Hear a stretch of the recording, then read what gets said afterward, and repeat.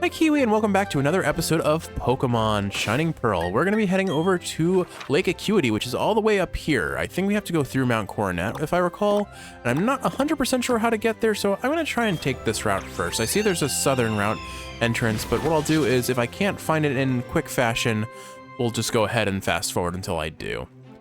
But I'm reasonably confident that there's at least an entrance to Mount Coronet. Whether it takes us to anywhere of note is its own story, but only one way to find out, right? Let's see, let's go ahead and lead with the Dude Buster, since I imagine we're going to be fighting a lot of dudes, Geodude specifically. And I have a bicycle that I can use if I remember what button to press. There we go. Now we can go fast. Whee! So how are you doing, Kiwi? I'm doing all right. I'm enjoying this casual romp through the memories and nostalgia of Pokemon. I don't think I've ever explored this upper area. Hold on. Well, I immediately ADHD off of our core mission. Let's see. Can we get through here is the question, or have we been through here is actually the question. All right, we must have been. You have Noctowls. I think I remember this. We'll just ask you. Okay, we're cool. And now we have a shortcut to get to where we were headed. All right. Mount Coronet. Now, Mount Coronet is, like most cavern systems in Pokemon, some mix of intuitively easy to navigate and horrifically hard to find. Okay, we've got strength. So we can get through here. Fine. All right. So now that we have strength, we should be able to access a whole bunch of new areas within the mountain, and that hopefully connects to places we want to go. I'm just going to kind of focus on trying to find the fastest route to where we're aiming and not get lost in... Oh, we have defog. How do I use defog? I must use it through this, maybe? Can I select this? I can. Okay, a wild Staraptor appeared and used defog. Excellent. A shame we can't have our Staraptor do that, but whatever. We're going to be spelunking a little bit today, Kiwi. Whether we're going in the right direction or just wandering off into oblivion, I could not tell you. I'm sure there will be tons of wild Pokemon that I can't catch, or at least can't use in my team. Starting off with Meditite, which we already have. If I recall, I don't know why I recall this, but we have Marshmallow Toes. All right, well, I think, what are we going to talk about in today's episode? Why don't I kind of go through a nostalgia trip of Gen 1 and just kind of talk about Pokemon as I think about them and what I think in terms of, are they memorable? Are they forgettable? Are they competitively viable? So let's start off with the starters. Bulbasaur. Oh my goodness, of the three starters, Bulbasaur is hands down my favorite. I think as a kid, Squirtle was my favorite because it played more of a, like, no, I don't know if notable role is correct, but it had more of presence, I would say, more presence in the anime. So the Squirtle squad was classic. I loved the stupid anime glasses that Ash's Squirtle had. Ooh, okay, I don't think we've ever caught a Clefairy. I do not believe that we've already most certainly caught a Pokemon in Mount Coronet by now, so me catching Clefairy, I can't use it, but I can add it to our team if it survives this Ice Beam, which it almost certainly will not. I'm not going to cry too much if it faints, honestly, but it survived, which means we get to catch it. Okay, Life Dew, does that just heal you? Are you just instantly healing like you knew you were going to... Lame. Lame. Lame. All right. I guess we just go... We go for the catch with an Ultra Ball if we have one. Actually, Dusk Balls might work. I think they have enhanced... Yeah, they have an enhanced catch rate in dark places, so we'll try this. Clefairy being a rarer Pokemon probably has a lower catch rate, unfortunately, so it being in the yellow might deny us this, but nope, we got a first try. Okay, we've got a new Pokemon. It is not going to be a usable Pokemon for our run, but it is something we can add to the Pokedex. As per my Nuzlocke rules, I am allowed to catch other Pokemon just to fill out the Pokedex, because that's half the fun of Pokemon for me. All right, haven't done this in a while. Okay. Clefairy. Moonlight gathers on the wings of Clefairy's back, allowing Clefairy to fly. This Pokemon is difficult to find. Cool.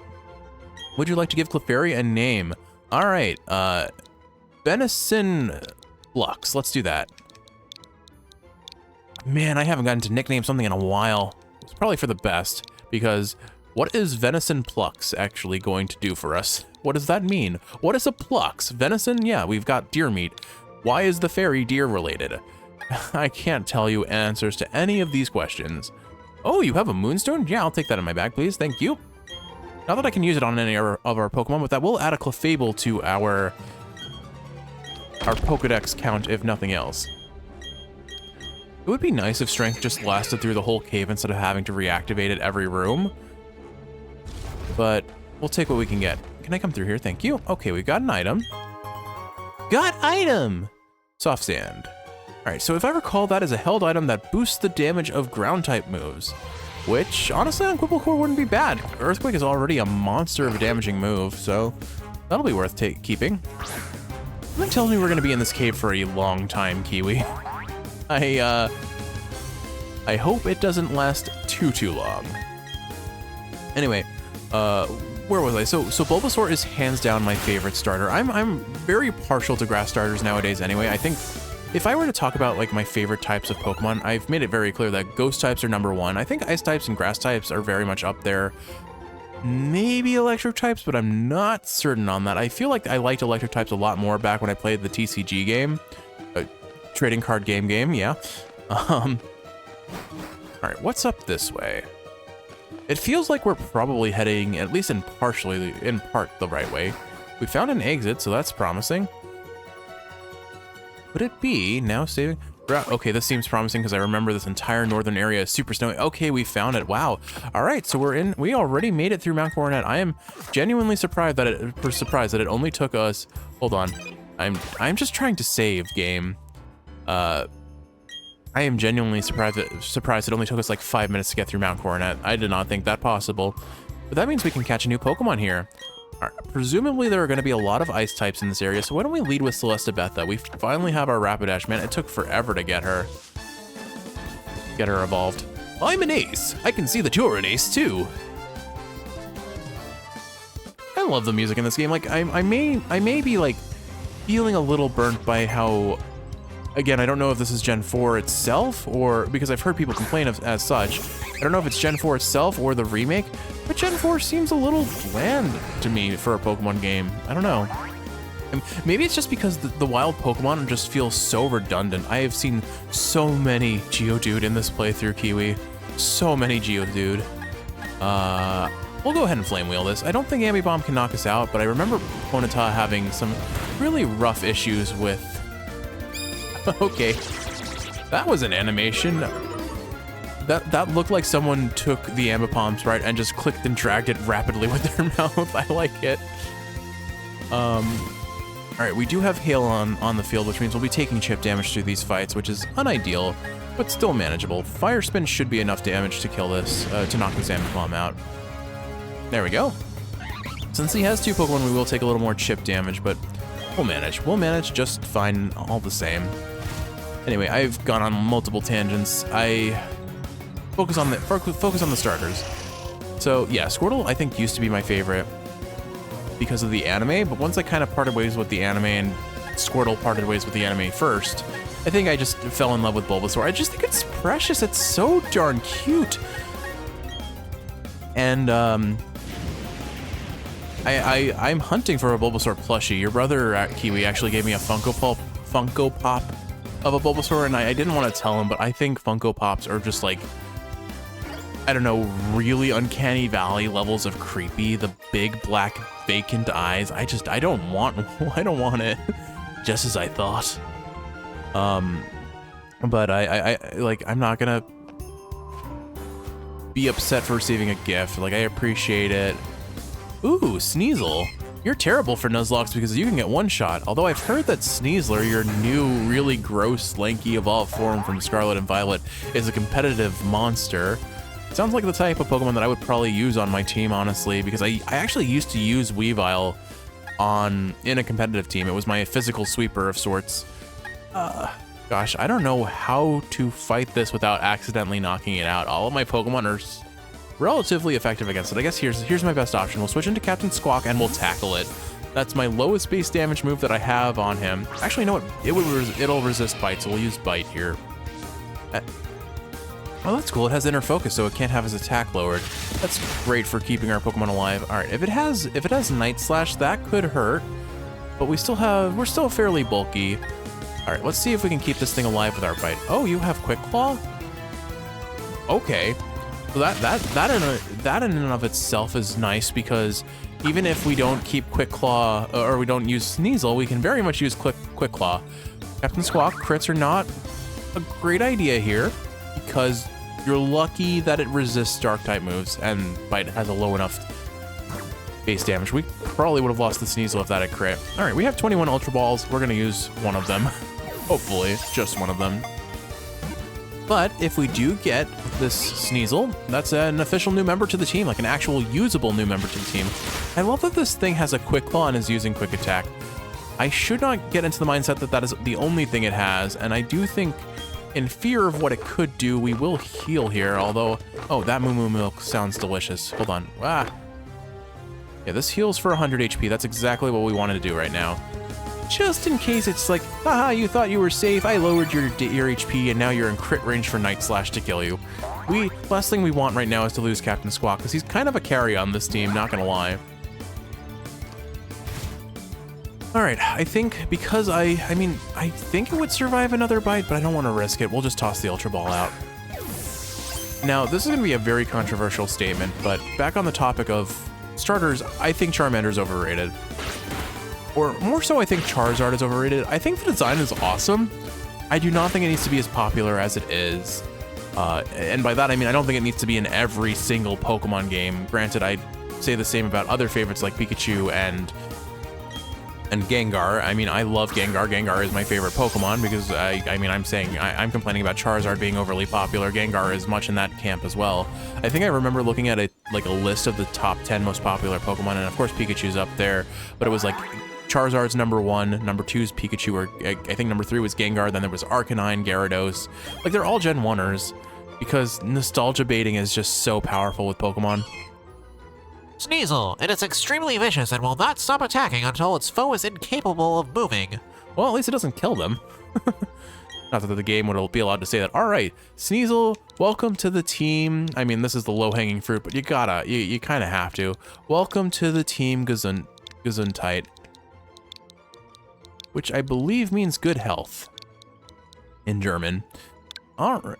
What do you mean I can't say a German word? This is. I'm saying, I'm telling, okay, Pokemon. So what?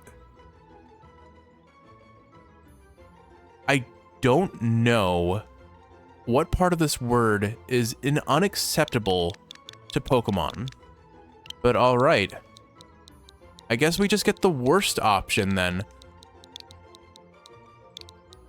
Snots.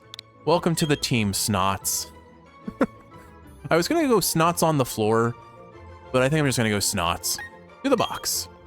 And we will take that Quick Claw, and you know what? Maybe we put that on Quipplecore. That would be pretty funny. Our slow boulder that can't move very fast at all. Actually, I think honestly Manny the Dude Buster benefits from it more. Let's see, where is that item? Held items are over here. Quick Claw, give to a Pokemon. Here you go, Manny the Dude Buster. Now you can get even faster. That's gonna activate when I'm trying to like cheese HP with Recover, just you watch, and it's gonna end up backfiring on me.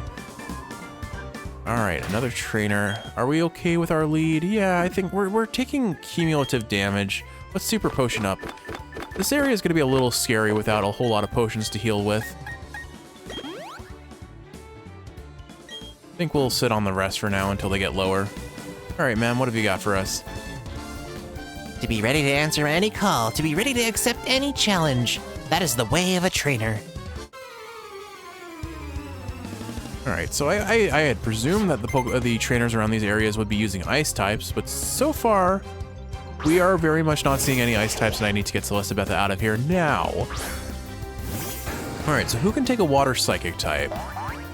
I mean, I think it's just Captain Squawk again, ain't it?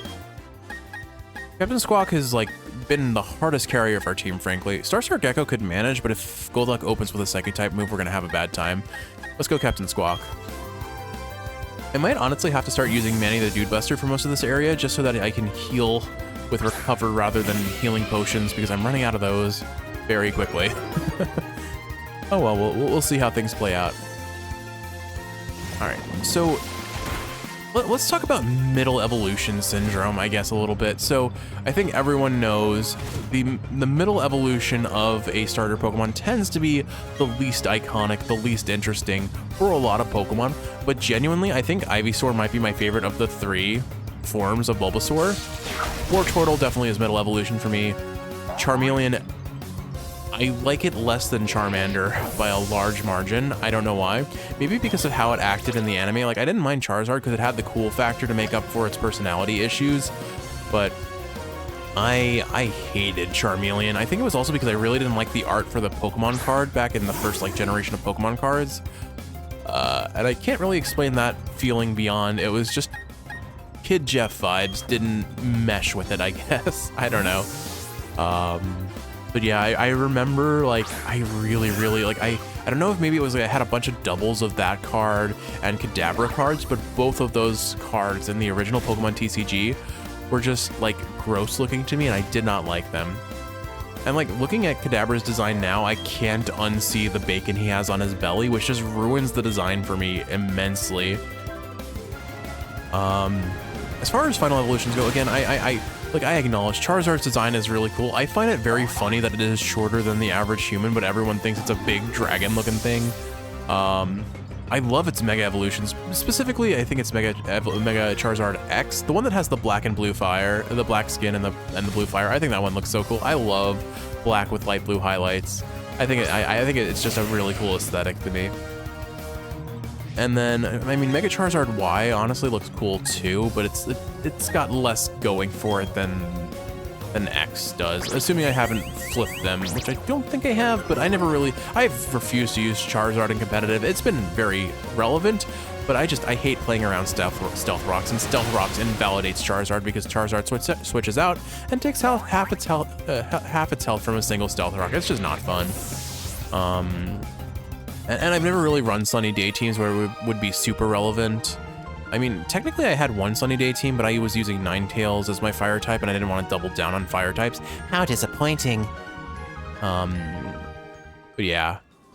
I mean, does anyone remember Triple Battles, that little stunt that they had for a very short period? Look at this guy, he is vibing. Look at him, like, just twerking his hips there. Are you a novice or are you capable? All right. Blastoise I love. I just love the idea that it has cannons that it can shoot from its shell. And I also really like the idea that in the anime, again, going back to the anime, they animated it so like it could like retract into its shell like a typical turtle, and then just shoot water out from the holes and basically fly because of it. I thought that was such a cool idea to just turn it into a spinning top of water projectile. Oh, while we're on the topic of Venusaur and Charizard and Blastoise, does anyone remember Venustoise from the anime? I thought that was the coolest thing, and we never ever saw Pokemon fusing together in mainline games. But I think part of the reason I thought that episode was really cool was also it featured Ghastly, one of my favorite Pokemon. I never expected you to be an expert. But I've mentioned ghost types are my favorite, and certainly Gengar was the start of all of that, but his entire line is really cool. I think out of the three, Haunter has the best design. Snowbound Lounge, a warm bed and little else. So this is probably a place to heal. I will probably use one of our heals because we're accumulating chip damage. I think for now I'll stay the course, but we'll come back here and heal probably at the end of the episode maybe. Hello, another ace trainer. I always battle for keeps. This is no drill.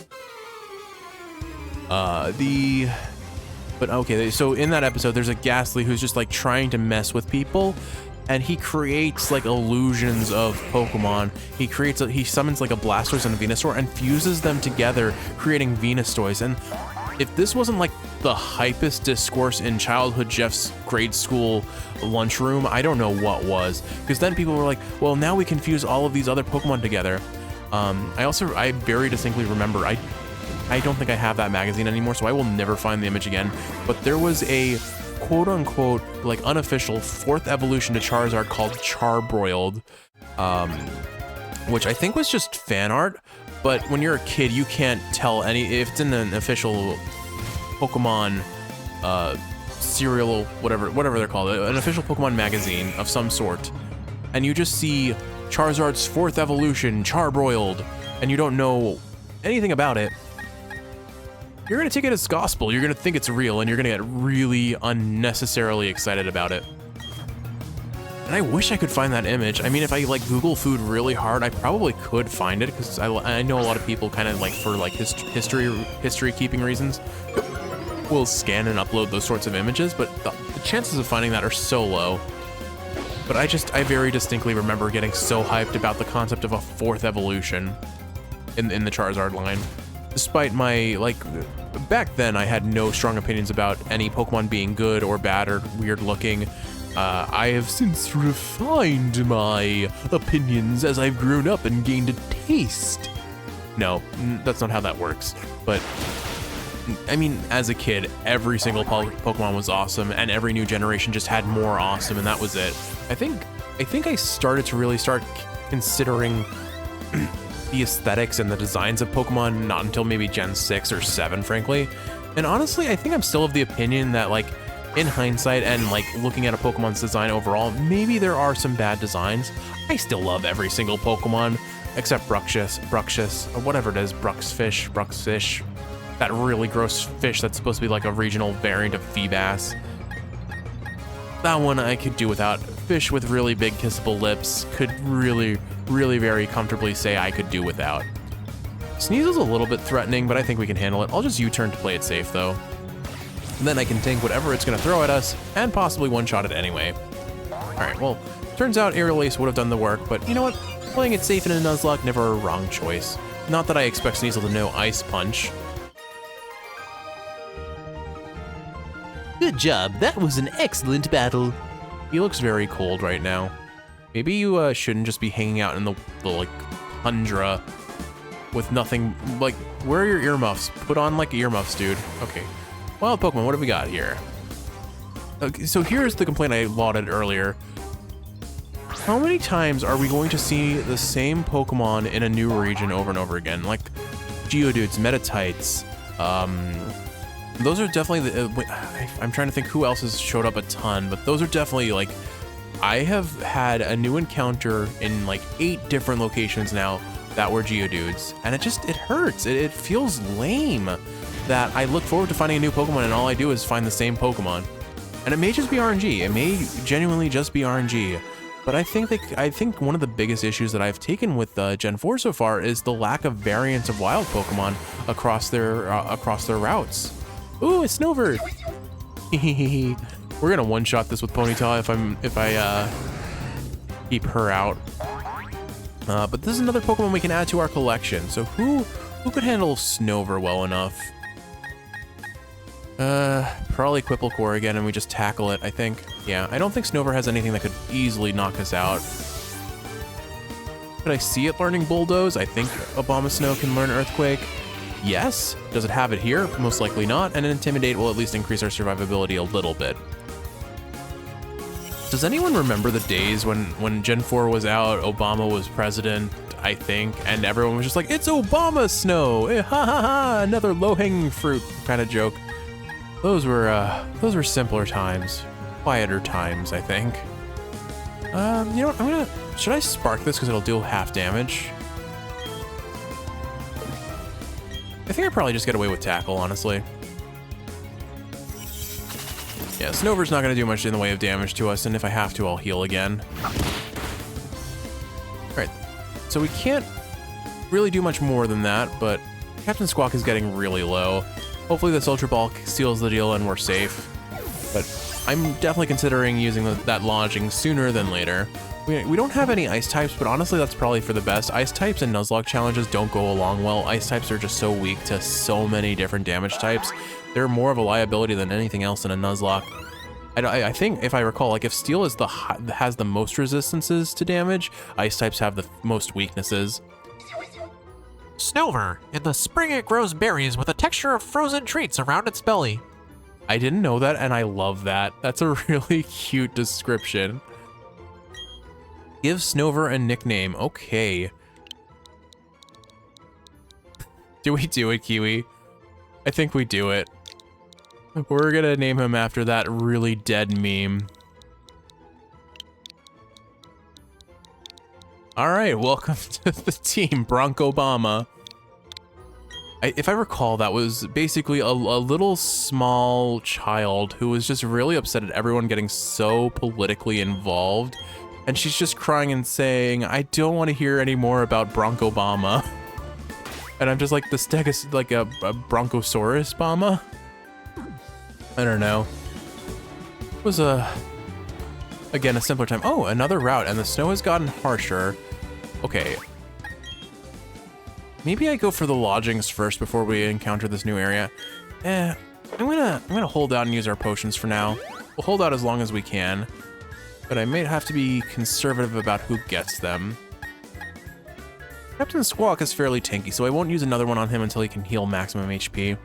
Why don't we lead with Manny the Dude Buster? Manny the Dude Buster is probably gonna be our saving grace in this area, although if people are tossing out Snovers and Obama Snows, I have to worry about any grass type moves hitting him. This cold is nothing. I don't know what voice I was aiming for there. This cold is nothing but compared. One more time. You can do it, Jeff. This cold is nothing but compared. What? Okay. This cold is but nothing compared to the fire that burns in my heart. I should have given him the Tristan voice for this one, Kiwi. This cold is nothing but... this cold is but nothing to this... Okay, you know what? We give up. That line is done. That line is dead. We move on with our lives. You know, one thing that I wish could happen is that random trainers could have shiny Pokemon, because if we have a 1 in like 6,000 chance of finding a shiny, why can't a trainer have a 1 in 6,000 chance of finding a shiny? Or at least, you know, it would be really cool if like where am I with this thought? If a gym leader or an Elite Four trainer, at least the champion, had a shiny. I think that would be really cool. I would love it if they showed a shiny Pokemon early on in the game, because then it would show new players or like youngins like, whoa, that's a thing? What is this? Like you could have a trainer that just has one Pokemon. It's like, I have the rarest Pokemon ever. It's not just a rare Pikachu, it's a shiny Pikachu. It's a different color from all the rest. Like if they establish that shiny Pokemon are a thing early in the game, like realistically speaking, it's gonna be hard to find.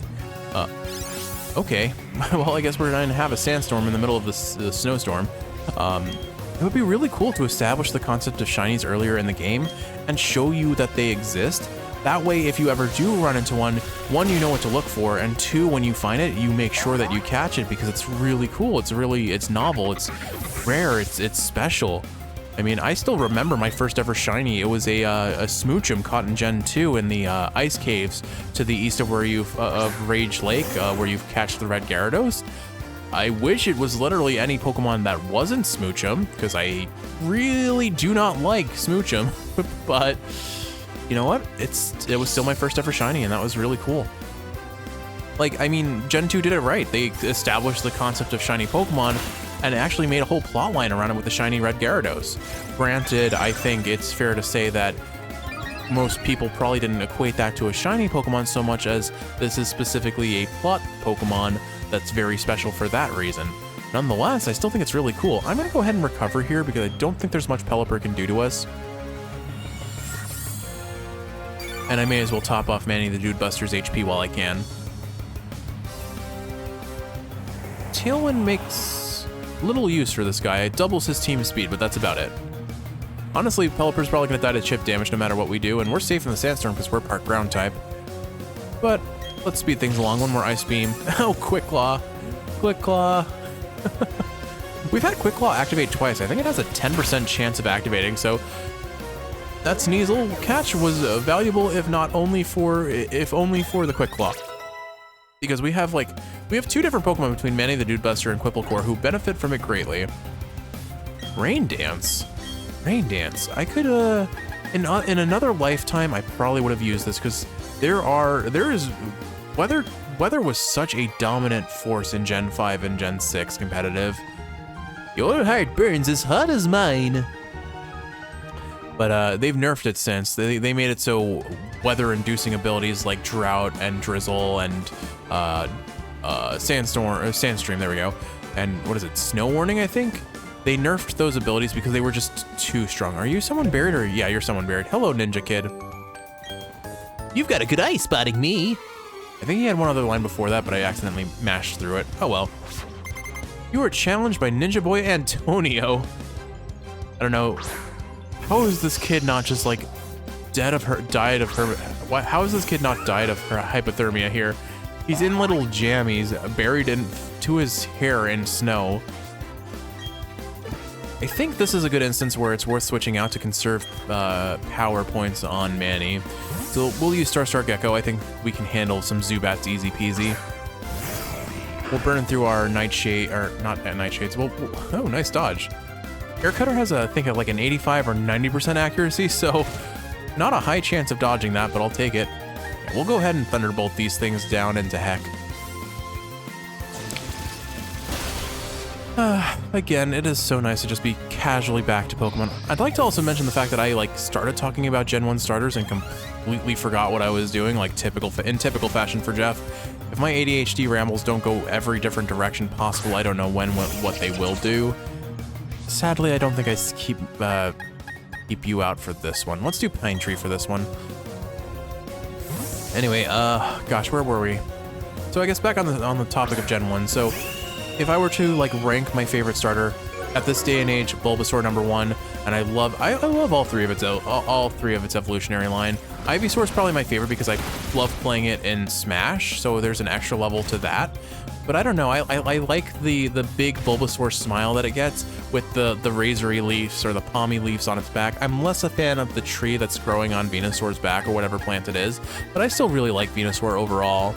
I've certainly come around on that. I didn't used to really like Venusaur. I had a particularly sour memory of it because I used to play intramural soccer as a kid, and someone on my soccer team stole my copy of Pokemon Blue, and they started a new game. And when I finally found out who had stolen it and got it back, along with my small collection of Pokemon cards they stole too, mind you, when I finally got all that stuff back, they had started a new game and replaced my beloved Blast Jeff with a Venusaur. And so I hated Venusaur with a passion for a little while because not only did it felt like they took something I loved and ruined it, you know? I was so very, very bitter about it. Thankfully, I have moved on from there. Frankly, the battery life in my blue version is probably dead, so my save file is probably gone anyway. So what can you do about that, I suppose?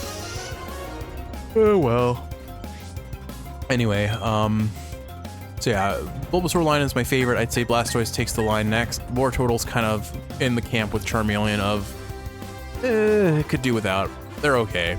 And again, when I say they're okay, I don't actively dislike their design. I don't think they're bad Pokemon. They're just, comparing them to my favorites, they don't stand a chance in my mental picture, if that makes sense. So those are my stances on the Gen 1 starters. Then we go into the more classic Pokemon beyond that. Let's start with the first root Pokemon, but maybe I'll save that for another episode because I think we're coming up on time. You saw through all my weak spots. Yeah, I think why don't we end the episode here for today, Kiwi? I hope you've enjoyed watching, and if you're awake, I hope this is helping you fall asleep. We're slowly making progress through Route 216, 217, and such. We've got, it's a pretty big route. I mean, it takes up a quarter of the map. I mean, look at this, right? This is a quarter to a third of the map. So we're at least halfway there, which is worth saying. Probably get to Snow Point City and then backtrack to a QOD lakefront so we can heal at the Poké Center and get some potions from the Pokemart. But that's for another episode. So Kiwi, I love you, and I will see you in the next one.